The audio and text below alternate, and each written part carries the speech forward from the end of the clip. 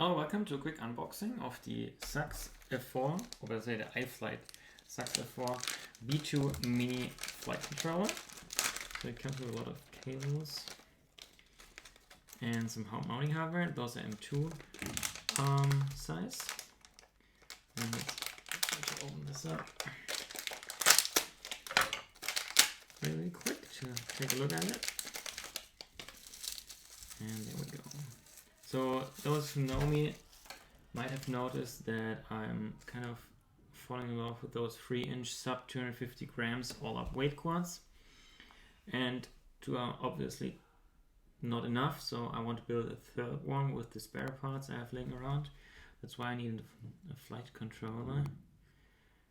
Okay, so that's for the ESC.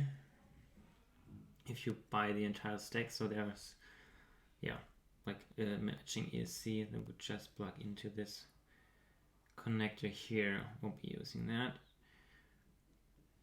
So it looks pretty cool. Standard M2 holes.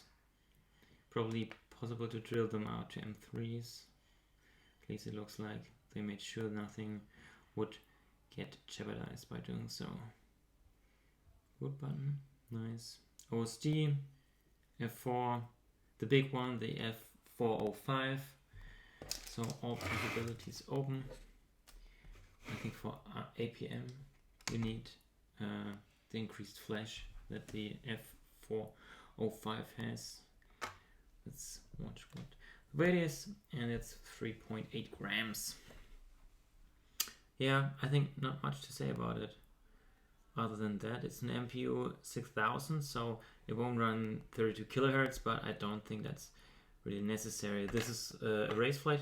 Oh no, it's flight 1, or not sure how they will call it in the future.